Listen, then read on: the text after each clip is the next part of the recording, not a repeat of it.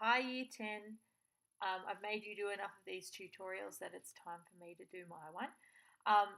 As you know, this term we are looking at the idea of how to maintain our bodies the best to be the most successful dancers we can be. So a nice starting point for that is to use the SMART Dance Acronym, which I'll put up there somewhere.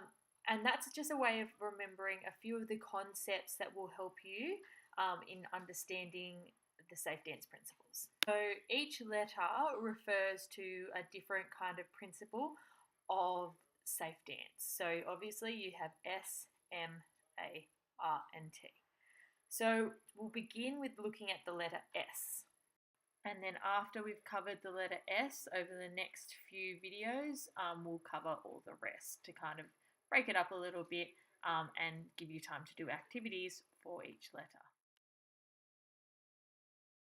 The 5 letters, S is probably the most complex. The reason being is that it has 3 different components: strength, stretch, and stamina. So let's begin by talking about strength. Strength is the capacity for an individual to exert a muscle contraction or force against a resistance. So to change it up a little bit and to put it in dance terms, it's the ability for a dancer to use their muscles to complete a movement.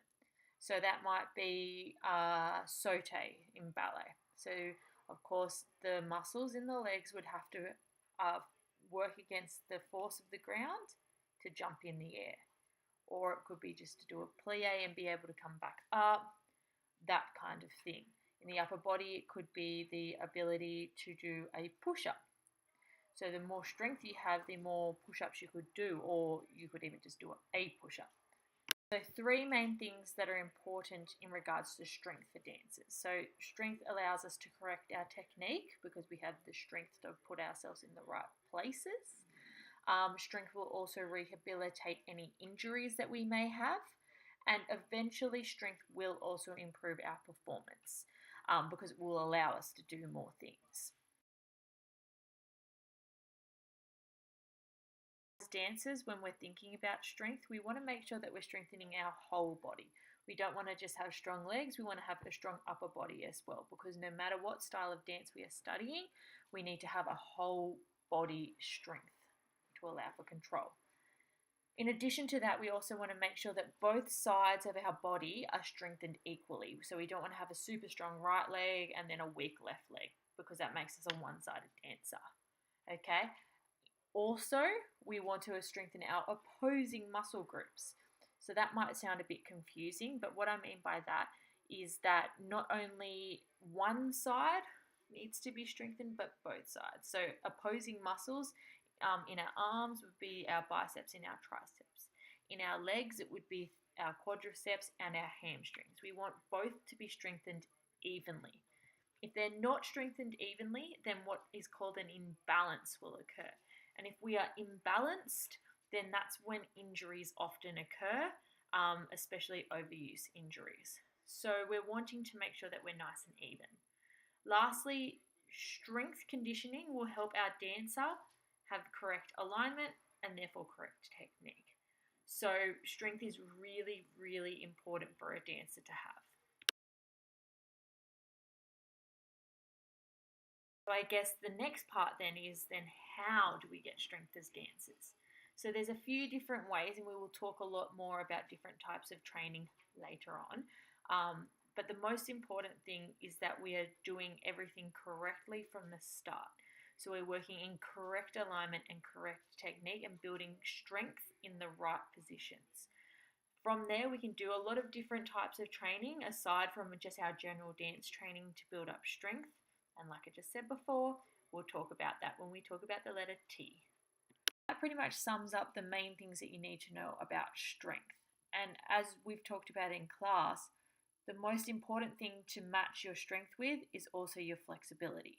So let's have a little chat now about the second S, which is stretch, referring to flexibility. Okay, so stretch, flexibility. You should now know that flexibility is referring to the range of motion that you have available in any joint in your body. And flexibility is an important component of fitness that dancers need because we need to remain supple and we want to remain in peak fitness.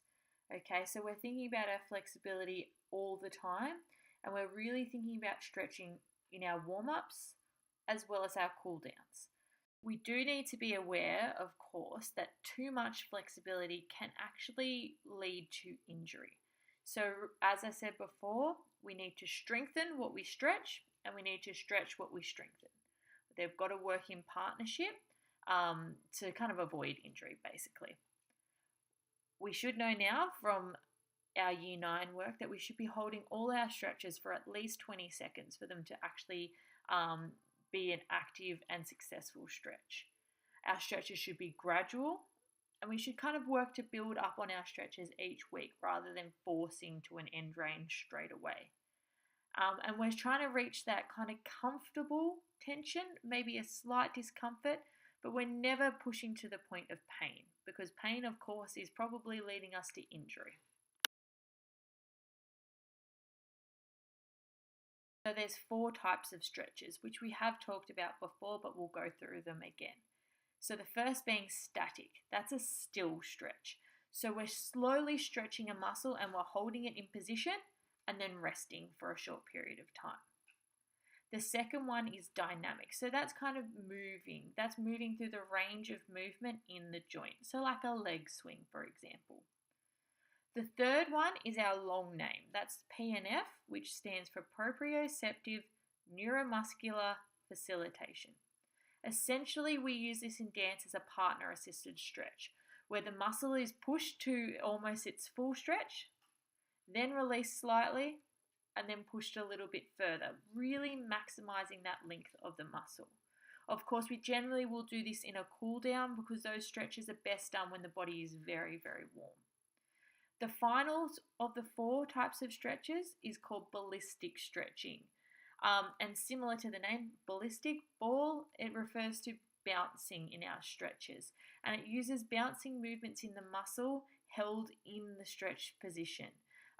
This type of stretch is potentially harmful to the muscle and can cause micro tears, which in the long term actually shortens the muscle and makes it less flexible. So we choose to avoid that kind of stretching as we find that it's actually detrimental to the dancer, and we generally will focus on just the static and the dynamic stretches predominantly in a dance class. So as I mentioned before, what we're looking for as a dance is to try and find the nice even match between strength and stretch. So you want to be strong and flexible. The third S is stamina. So you can be strong and flexible, but you also need the stamina to be able to do those dancing movements over a long period of time, not just for 10 to 30 seconds. For dance, it's generally 3 to 5 minutes. So stamina is really important. So we'll talk about that now. So stamina is the staying power of the body in any given activity. So I like to split stamina into 2 categories: muscular endurance and then cardiovascular endurance. Okay? And there's 3 main things that we need to think about. So stamina can be looked at as anaerobic and aerobic, and I'll define that in a second for you. Stamina is going to be built through gradual training. It doesn't happen overnight, it will take time. And the third thing is stamina will help in improving your performance in all areas of dance. So without going into too much detail into the energy systems, most dance will fit into one of 2 categories. It will either be aerobic or anaerobic. So most dance classes are anaerobic because they do not require oxygen to produce energy. So aerobic classes or aerobic movements require oxygen. Because dance classes have a bit of a stop-start nature, we generally use our anaerobic energy systems. Perhaps towards the end of a dance class where we're starting to perform a whole lot of jumps, leaps, and that sort of thing, we will start to use our oxygen. therefore using our aerobic energy system. We need to perform both kinds of training as dancers, both anaerobic and aerobic training, because we will use both energy systems. To basically summarize, we can think of it as anaerobic being dancing that stops and starts, and aerobic being dancing that just does not stop, so no rest breaks. We've all been there when we know that we're really using that aerobic system because we really start to puff and pant and suck in the oxygen to be able to do the movements. Okay, so that comes to the end of our first letter of our SMART Dance acronym for our safe dance practices. So S being strength, stretch, and stamina. And to revise what we've covered, we've looked at the importance of being strong as a dancer to avoid injury and to execute movements safely. We want to have the stretch, so the flexibility to be able to exert the movements well and again avoid injury. And finally, the stamina to be able to do the movements for a longer period of time without fatiguing our bodies and becoming more at risk of injury. So strength, stretch, and stamina are all vitally important when we're looking at safe dance practices. So now you've got a few different activities to complete in regards to our S, strength, stretch, and stamina, and looking at how that applies to you and your own individual body as a dancer. Then when you're ready to move on, there will be another video tutorial on your Google Classroom to move on to the letter M, which is maintenance.